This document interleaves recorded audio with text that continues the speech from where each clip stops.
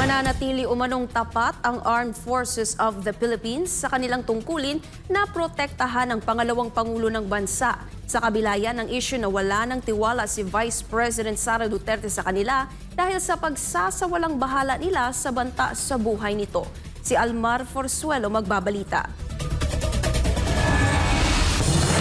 Maliban sa pagbabantay sa teritoryo ng bansa, kabilang din sa mandato ng hukbong sandatahan ng Pilipinas na protektahan ang Pangulo at Pangalawang Pangulo ng bansa. Ang unit na ito ng AFP ay tinatawag na Presidential Security Command or PSC o kilala sa tawag noon na Presidential Security Group or PSG. Ang mga miyembro ng nasabing unit ay biyasa at sinanay sa pagbibigay ng seguridad sa mga mahalagang tao gaya ng Presidente at Vice Presidente. Malaking papel ang ginagampanan ng PSC lalo pat nakasalalay sa mga taong kanilang binabantayan ang takbo at kinabukasan ng Pilipinas. Ngunit papaano kung ang taong yung dapat protektahan ay walang tiwala sa iyo? Matatandaan na nagbigay ng pahayag noon si Vice President Sara Duterte na wala na siyang tiwala sa security details na ibinibigay sa kanya. Katunayan, nauna na anya nitong tinanggihan ang security details na binigay sa kanya ng Philippine National Police. I don't trust anyone right now, so yes.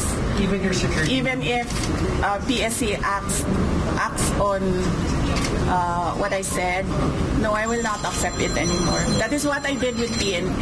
Hindi na. Binigyang diin pa ni VP Sara na kahit ipilit sa kanya ay hindi na niya talaga ito tatanggapin dahil hindi niya alam kung non-partisan pa ba ang ilalagay ng mga tao na magbabantay sa kanya. Hindi ko rin tatanggapin, ma'am, at this point kung magdadagdag sila ng mga tao dito kasi hindi na natin alam kung non-partisan ba yung idadagdag nila. At baka maging daan lang anya ito upang magdagdag ng tao na magtatrabaho para sa kanyang mga kalaban. Kasi hindi na natin alam eh. Baka igagawin pa yan nilang rason na maglagay ng mga tao dyan na nagtatrabaho para sa kanila. Matatandaan na inihayag din ng Pangalawang Pangulo ang kanyang pagkadismaya sa kasalukuyang administrasyon dahil sa pagsasawalang bahala sa banta sa kanyang buhay matapos na binawasan ang kanyang security details. Kaugnay nito, nananatili naman daw na tapat ang AFP sa kanilang mga tungkulin. Sa isang pulong balitaan sa Camp Aguinaldo, sinabi ni Colonel Cersas Trinidad, Chief Public Affairs Office ng AFP, na kanilang poprotektahan ang Pangulo at ang Pangalawang Pangulo ng bansa.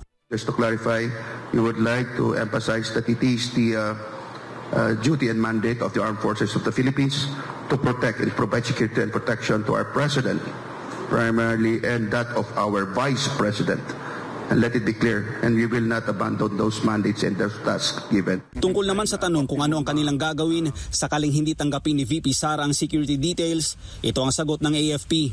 That could be a hypothetical situation and would not wish to answer that as of the moment. Sinabi naman ni Colonel Francel Margareth Padilla, tagapagsalita ng AFP, na mananatili silang profesional sa pagtupad sa kanilang tungkuling protektahan ang mga matataas na lider ng Pilipinas. There will be no difference, no? Ang i-detail naman sa VP-SPG are highly professional and trained for VIP security then. If not, we train them for that. Lahat po ng miyembro ng Sandatahang Lakas ng Pilipinas are professional and we are united and we have one stand. So pare-pareho po kami kung sino po ang ma-detail dyan, we will perform our mandate accordingly. Sa ngayon anya, wala pa silang tinatanggal o pinalitan sa kasalukuyang security details ng Vice Presidential Security and Protection Group or VP-SPG dahil patuloy pa ang ginagawang proseso nito. We're looking at those who will be involved and how many will be the numbers. So as of this time, yung papers is still on process. Para sa Diyos sa Pilipinas, kung mahal, Almar Forzuelo, SMNI News.